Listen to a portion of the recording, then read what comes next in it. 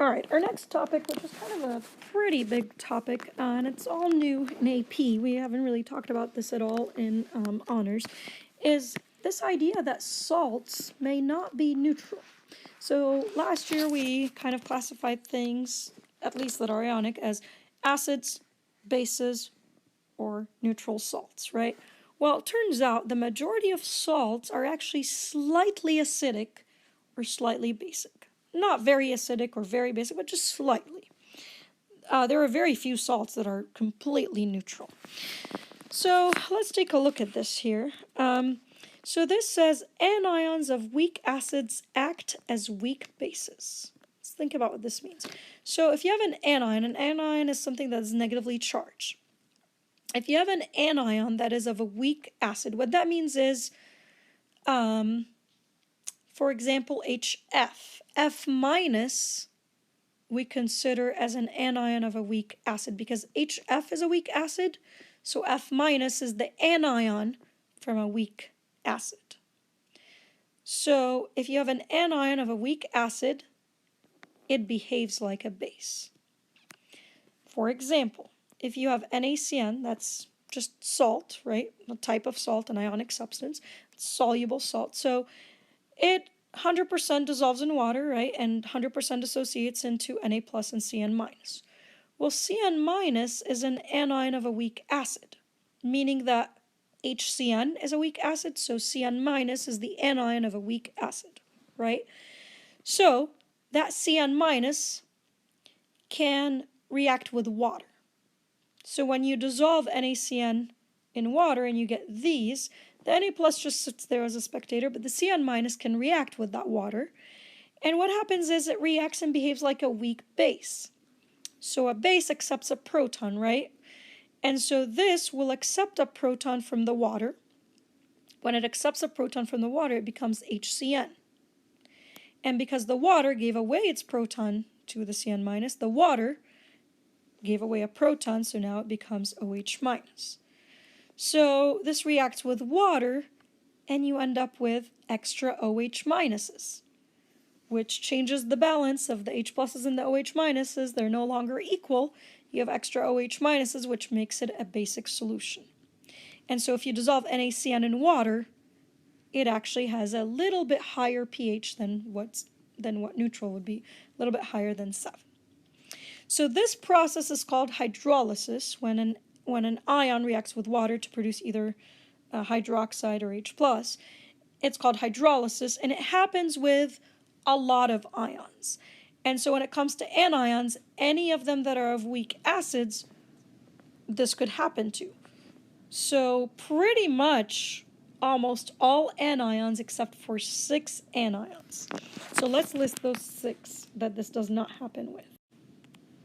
So this process of hydrolysis happens with all anions except Cl minus, Br minus, I minus, NO3 minus, ClO4 minus, and HSO4 minus. Can you tell where these are coming from? These are the anions of strong acids. So if you have an anion of a strong acid, for example, HCl is a strong acid, right? So Cl minus is an anion of a strong acid. This will not undergo hydrolysis. This process will not happen with Cl minus, or Br minus, or I minus, or any of those 6. So this process will happen where it reacts with water and gives off an OH minus with all anions except for these 6. Okay, let's look at cations. So a salt is made up of, a positive ion and a negative ion. We only looked at the anions here. Let's look at the cations. So if you have a cation of a weak base, it can act as a weak acid. So your cation is of a weak base. That means something like NH4 plus is a cation of a weak base because NH4OH is a weak base. So the cation part of it is NH4 plus. So that we say is a cation of a weak base. And so if you have a cation of a weak base, it will act as an acid, a weak acid, very weak acid. So let's look at NH4Cl. NH4Cl is a soluble salt, so it dissociates 100% in water to give off NH4 plus and Cl minus. But then the NH4 plus can undergo hydrolysis, can react with water. And you can tell this kind of has an extra H plus in it, right? So it's going to give away that extra H plus to the water. So it's going to become NH3. And then the water accepted the H plus, it behaved like a base here, and so it becomes H3O plus. So look at the products. When you put NH4Cl in water, all this happens and you end up with extra H pluses, right? So if you have an extra H pluses, that means it's an acidic solution. My concentration of H plus is higher than what it would be in a neutral solution. And so those cations behave like weak acids. And so we're going to say the cations that do not do that would be the ones of strong bases, which are group 1 and group 2 hydroxides. So hydrolysis will not occur with group 1 or group 2. Okay, so if you're given salt, any ionic substance, how do you know if it's going to result in an acidic solution like this or in a basic solution like this? Well, let's look at this table. It kind of summarizes it. Let's start with the first box here. So it says, if your cation is of a strong base and your anion is of a strong acid. So that means your cation is group 1 or group 2, because it's from a strong base, and your anion is one of these 6. If that's the case, then nothing will undergo hydrolysis and your pH will be neutral. Let's look at some examples. NaCl. So NaCl, Na plus, comes from a strong base, right? And so that's not going to undergo hydrolysis. And Cl minus comes from a strong acid, right? So that will not undergo hydrolysis. So nothing will undergo hydrolysis. Nothing's going to happen in water. pH will be neutral. Let's look at KNO3. KNO3, K plus is of a strong base because it's from group 1, and NO3 minus is of a strong acid, so that also does not undergo hydrolysis, and so that will be neutral. Same thing with BaCl2. Ba2 plus is from group 2, that does not undergo hydrolysis, and Cl minus is of a strong acid, so that does not undergo hydrolysis. Same thing with Ki. K plus is group 1, so from a strong base, and I minus is of a strong acid. So none of these will undergo hydrolysis, and so our pH will remain neutral. Okay, let's look at the next box. Next box says, if your cation is of a strong base, but your anion is of a weak acid. So let's look at an example. Your cation is of a strong base, so that means group 1 or group 2, like K plus. So that would not undergo hydrolysis. But NO2 minus is of a weak acid. It's not one of these 6, so this can undergo hydrolysis. So what you do is you write it out with water, and it's negative, so it's going to want to get an H plus to become neutral, right? And so NO2 minus will grab an H plus from the water, so you're going to form HNO2, and because it took an H plus from the water, your water is left as OH minus. And so because you're forming some hydroxide ions, that means it's going to be basic, and the pH will be over 7. Let's look at the next example, sodium acetate. So sodium is a cation of a strong base, and so it's group 1, so that does not undergo hydrolysis. But the acetate ion can undergo hydrolysis, and so you put it with water, and it takes in an H plus from the water to become acetic acid, weak acid, and then because it took the H plus from the water is left as hydroxide ion, which again, if you're forming extra hydroxides, that makes it basic, and so your solution is higher than 7 for the pH. All right, let's take a look at the next box. We have a cation of a weak base and the anion of a strong acid, so the opposite. So let's take a look. NH4Cl and NH4NO3. So If you look at the anion, Cl minus, that's from a strong acid. HCl is a strong acid, so that does not undergo hydrolysis.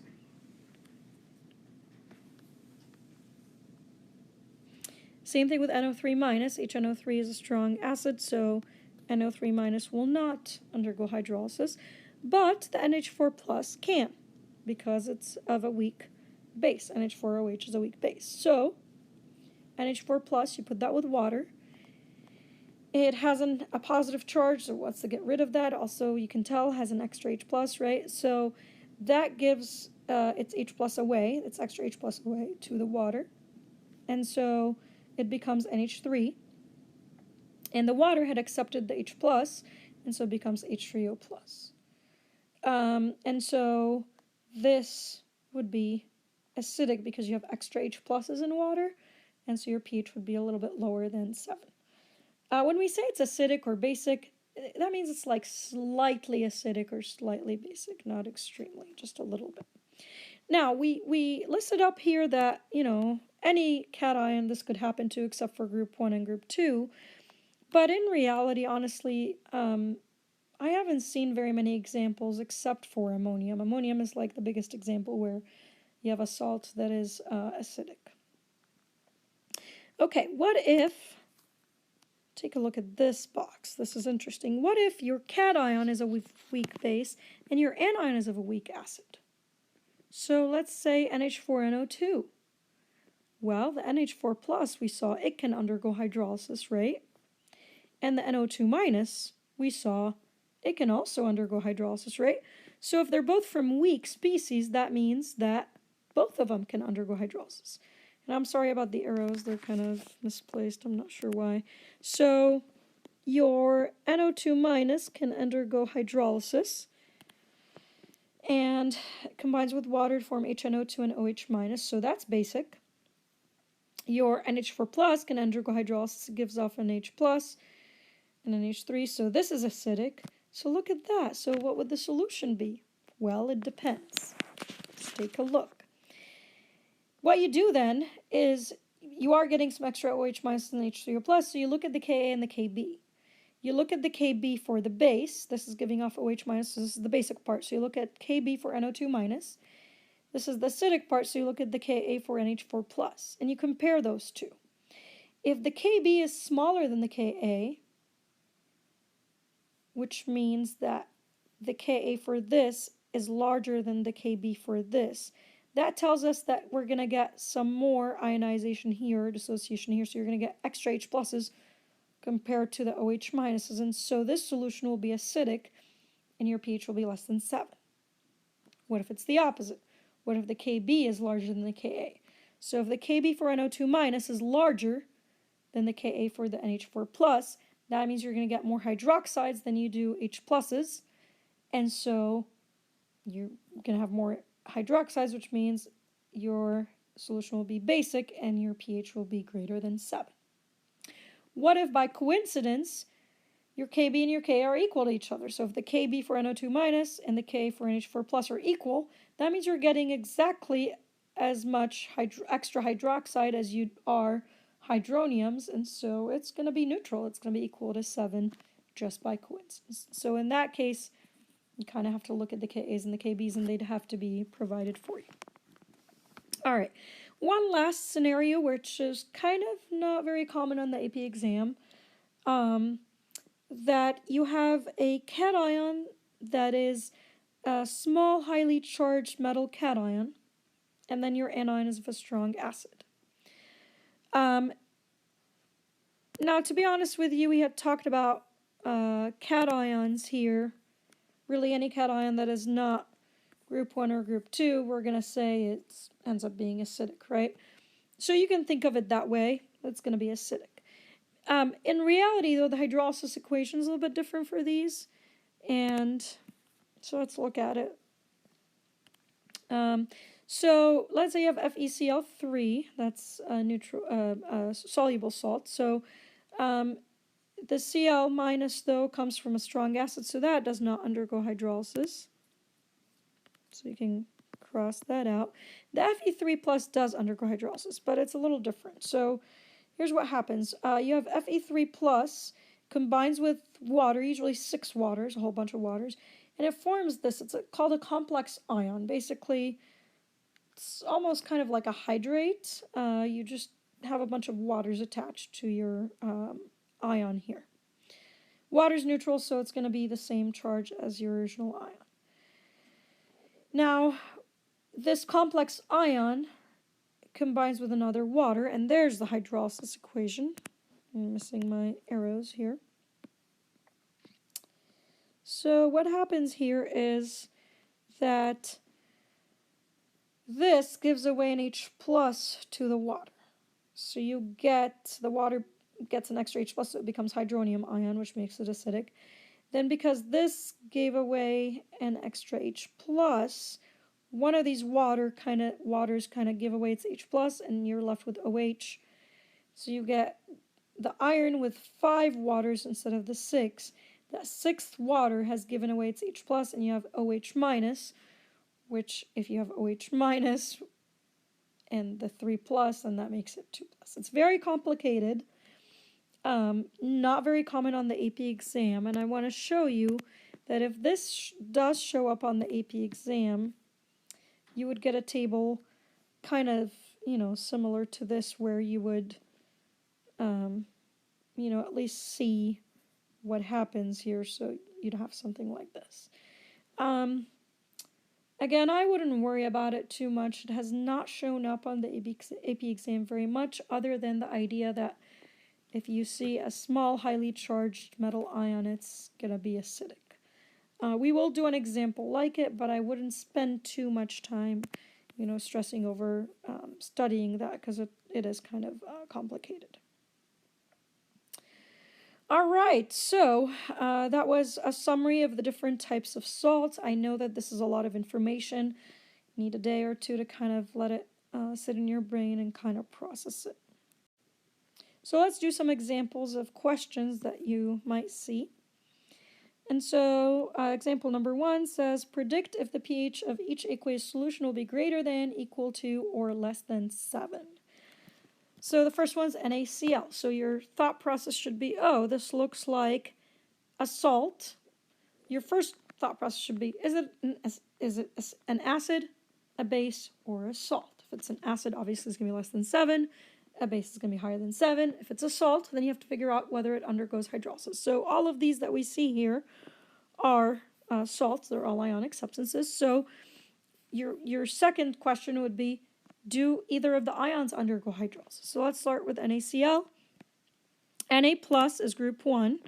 It's from a strong base, so that does not undergo hydrolysis. Cl minus is of a strong acid. HCl is a strong acid, so that does not undergo hydrolysis. So the pH is equal to 7. It's going to be neutral, no hydrolysis. Okay, CFeCl3. So the Cl minus, we just said, does not undergo hydrolysis because it's of a strong acid. HCl is a strong acid. The Fe3 plus, we just saw, is one of these examples of a highly charged cation. And so this will undergo hydrolysis. It will give off an H+, and so that will be a pH that is less than 7. It's going to be acidic. All right, next one, NH4NO3. And so the NO3 minus is of a strong acid because HNO3 is a strong acid. The NH4 plus, though, can undergo hydrolysis. We saw here that it can undergo hydrolysis, and one of your products is an acid. And so this is acidic, so again, the pH will be less than 7. If they ask you to show the hydrolysis equations, obviously, you need to write those down, but we just did these all here, so we don't need to write them down here. All right, next one, Li2 So3. So Li plus is group 1. It's of a strong base. LiOH is a strong base, so that does not undergo hydrolysis. However, SO3 2 minus can undergo hydrolysis. So let's write the hydrolysis equation for this one. since we don't have it as an example. SO3 2 minus, we're going to add water to it, right? And the only thing it can do is accept an H plus from the water to become HSO3 minus. And then you'd have OH minus left of the water. So that is going to be basic because we're forming some hydroxides, so the pH will be greater than 7. It's going to be basic. All right, next one is NaHCO3. So this one, the Na plus is of a strong base. NaOH is a strong base, so that does not undergo hydrolysis, but HCO3 minus can. Now HCO3 minus is tricky. So you could say, well, this reacts with water, right? And one option is, since this is negative, maybe it's going to take the H plus from the water. So you'd form carbonic acid, HCO3. And because it took away the H plus from the water, you'd get OH minus. But somebody could say, well, what if it's the other way around? So what if, I mean, this has an H plus to give away, right? It has H in it. And so what if I give away that H plus? So what if I form this? If it gives away its H plus, you form CO3 2 minus, and then give away its H plus to the water to form H2O plus. So which one is it? Well, it's amphiprotic, right? It could do either one. But one process happens more than the other. Well, how do you know? You look up the Ka and the Kb. So you look up the Kb for HCO3 minus, and you look up the Ka for this process for the HCO3 minus, and you see which one's larger. So let's see if we have a table here in our notes. All the way at the end. Oh, I don't have that. I'm sorry. You have a table in your notes. If you actually look up the values for the Ka and the Kb for HCO3 minus, you will find out that the Kb is actually larger than the Ka. So what this is telling us is that this process happens more. It's more, it's not product favored, but there are more products in this one than there are products in this one. They're both reactant favored, but this happens to a higher extent than this one because the Kb is higher than the Ka. So this is going to be basic, and the pH will be greater than 7 because of that. That was kind of a long one, but it's a tricky one, but it could show up on the test. So the ones where you have to worry about this for would be things that are anions, but they have H's at the beginning of their formulas. You see an H to start with, but then it's negatively charged, and that means you can get rid of that H, or it can accept an H to become neutral. All right, let's try example 2. So example 2 says 0.01 moles of sodium acetate is added to enough water to make a 1 liter solution. What is the pH of the solution? So we had looked at whether it's acidic or basic, but we haven't really calculated this yet. So let's try to do that. So first thing you ask yourself when you're asked for pH or whatever, or whether it's acidic or basic, is ask yourself, is this an acid, base, or salt? Well, this is a salt, right? Just an plain ionic substance. Your second question, after realizing that it's a salt, should be, do either ions undergo hydrolysis? So let's write out first, I guess before you do that, our dissociation equation. So NaCH3COO. Realizing that that's a salt and a soluble salt because it has an A+, you know that it goes 100% to Na plus and CH3COO minus. Your second question, like I said, would be, do either of these ions undergo hydrolysis? Well, Na plus comes from, or is an ion of a strong base, so that does not undergo hydrolysis. But the acetate ion is of a weak acid, so that can undergo hydrolysis. Then you write out the hydrolysis equation. So let's try to do that together. So we have CH3 CO minus plus water. And this one's in equilibrium. So the acetate will accept a proton to form acetic acid, and then because the H plus gave away its proton, you get hydroxide. So we know our pH at least is going to be higher than 7, right? Because we're forming some hydroxides here. Well, how do we find the pH? It's an equilibrium, right? So when we have an equilibrium, we typically do a rise chart. So let's do that.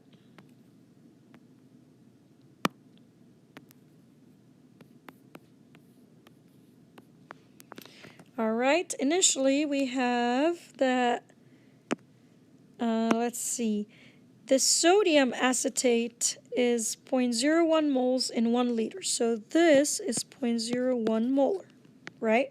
Well, how does that help us? Well, we know that this goes 100%, right? So that tells us if we have 0.01 molar of this, then we also have 0.01 molar of this, and we have 0.01 molar of this. The Na plus doesn't really do anything. We don't really care about it, but we do care about the acetate, right? We have the initial concentration of the acetate. This is telling us the initial concentration of the acetate. So this is, I'm going to do blue again, 0.01 molar. Liquid water we don't care about. These are 0 and 0. They're all 1 to 1 to 1 ratio, so this is minus x plus x plus x, 0.01 minus x, x, and x. Then we write our K expression. I'm sorry, we write our Kb expression. So why is it Kb? Because this is basic, right? It's forming OH minus. That's how I know that it's Kb, not Ka. So watch out here. So you look up on the last page of your notes, you have your Ks and your Kbs. So you look up the Kb for the acetate ion, whatever's doing the reaction, the reactant here. So that would be the Kb for the acetate ion. All right, so our Kb for the acetate ion, if you look it up, is 5.6 times 10 to the negative 10th. That is equal to x times x over 0.01 minus x. Honestly, with this one, this is such a small number compared to 0.01. So really, when you plug this into your calculator, I'd probably ignore the minus x here when I'm trying to calculate x. So you could put it in, find the intersection, or you can just like ignore that part with the minus x there. So x squared over 0.01 would be fine. If you calculate your x, you will get that x is equal to 2.36 times 10 to the negative 6 molar. And watch out that this is your hydroxide ion concentration based on that, right?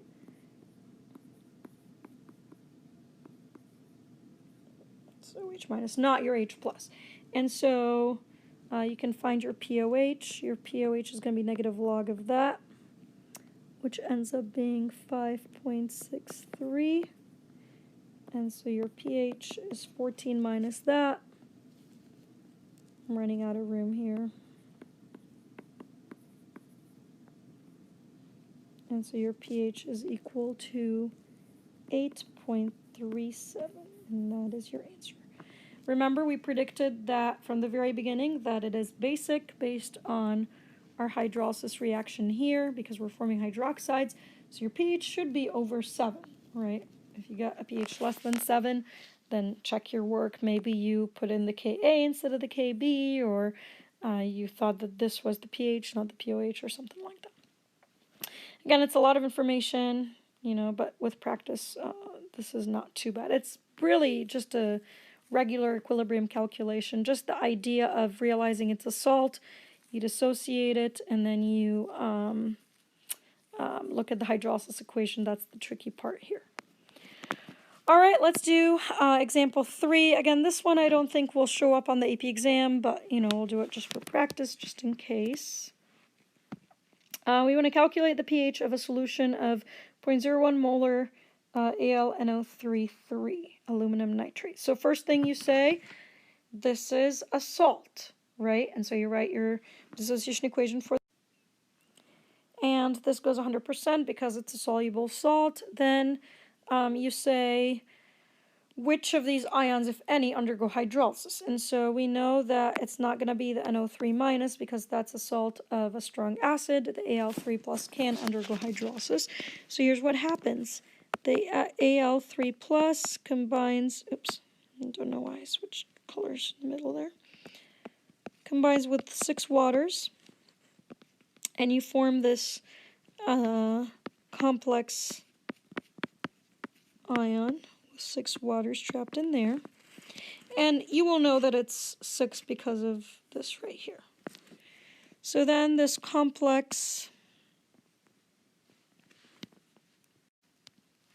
ion will undergo hydrolysis, and here's the hydrolysis equation. So complex ion, you add water to it, you get H plus out, and the H plus is coming from one of those 6 waters, and so you end up with the aluminum with 5 waters now and an OH, and you decrease the charge by 1. So if this was 3 plus, it goes to 2 plus.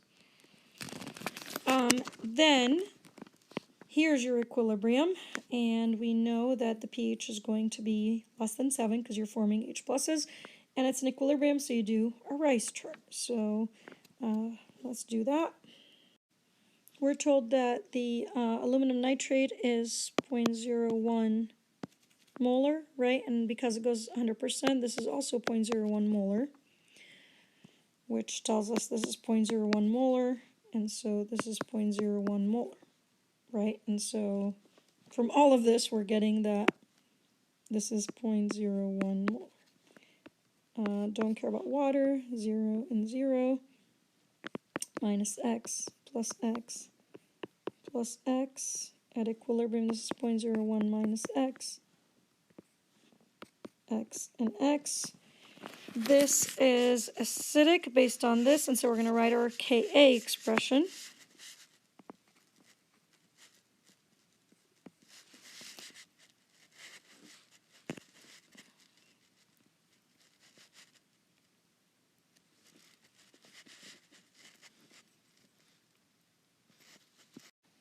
Should have left more room here. X is, you can probably ignore the minus x there, but when you plug it into your calculator, you get that x is 2.77 times 10 to the negative 4th molar. And our x here was our H plus concentration, and so you can directly get the pH there, just negative log of that. Your pH ends up being 3.56, and so as we predicted, it is acidic. All right, last question. I think this is probably one of the most important questions out of all of these. It's telling you if we had 10th molar solutions of all of these solutions, rank them in order of increasing pH. Which one's the most acidic, which one's the least acidic, which one's in the middle. And so to help you with that, I put this in a table here. I want you to take a look at this real quick. This applies, again, if they're all the same concentration, so in this case 10th molar. So how do you know if it's acidic or basic? Well, there are 3 types of substances here. You can have acids, or you can have bases, or you can have salts. So first decide, is your substance an acid, base, or salt? If it's an acid, ask yourself, is it a strong acid or a weak acid? If they're the same concentration, a strong acid will have a lower pH than the weak acid, right? So strong acid would be the extremely smaller pH, followed by a weak acid. Same thing with bases. If you have a base, then ask yourself, is it a weak or a strong base? And so if it's a strong base, then that would have the highest pH. If it's a weak base, then it will have a little bit lower pH. Now, just to review real quick, to know if it's an acid base or neutral. If it's an acid, your formula will start with an H, right? And if it's strong, it's one of those 6. If it starts with an H but it's not one of those 6, then it's a weak acid. A base will be either something that has a hydroxide or it will have an amine group, so a nitrogen there with a lone pair. If it's a strong base, then it's one of the group 1 or group 2 hydroxides. I know it says here group 1 or calcium, strontium, barium. Just cross that out and change it to group 1 or group 2. Okay, what if it's a salt? So salt would be just ionic, no hydroxides or anything like that. Well, then what you do is you look at the salt and decide, do any of your ions undergo hydrolysis? So if both the cation and the anion are ions of strong acids and bases like KBr or Li2 So3, neither of those will undergo hydrolysis. It's going to be neutral. If your cation can undergo hydrolysis and your anion can't, like this one, then that NH4 plus will undergo hydrolysis to be acidic, right, to give off H pluses, so it's going to be an acidic salt. And the bromide will not undergo hydrolysis, so overall it'll be acidic. If the anion can undergo hydrolysis but not the cation, so K plus can't but F minus can, and when that undergoes hydrolysis you get OH minuses, so it's slightly basic. So if you have a salt, whether it's slightly acidic or slightly basic, it is only slightly acidic or basic. So you cannot compare that to like a base. So if it's a basic salt, it's not as basic as an actual base. And if it's an acidic salt, it's not as acidic as an actual acid. So back to this question, let's try to figure these out. H2SO3, is that an acid, base, or salt? That is an acid, right? And it is a weak acid. So that's a weak acid. SrOH2, that is a base. It has hydroxide, and it's one of the strong bases, right? Group 2. KCN. Well, KCN is a salt, right? Let's try to figure out if it's an acidic salt or a basic salt or a neutral salt. K plus cannot undergo hydrolysis. Cn minus can. When Cn minus undergoes hydrolysis, you form hydroxide, so this is a basic salt. Next is AlOH3. That is a base, but it's a weak base. It's not group 1 or group 2 hydroxide. HClO4, that is a strong acid. NH4NO3, that's a salt. So then ask yourself, do either undergo hydrolysis? NO3 minus can't, but NH4 plus can. And when it undergoes hydrolysis, you get some H pluses, and so it's an acidic salt. LiBr is also a salt, but this one is neutral because Li plus cannot undergo hydrolysis, Br minus cannot undergo hydrolysis either, so that is a neutral salt. So let's rank them in increasing pH. That means most acidic to most basic. So most acidic would be the HClO4. Then the weak acid, the H2SO3. So those are the acids. Next, let's go to the salts. We have an acidic salt, NH4NO3. Then we have a neutral salt, the LiBr. And then we have a basic salt, the KCN. And then now to the bases, we're going to put the weak base, and then finally the strong base. And there you go. All right, have a wonderful rest of your day.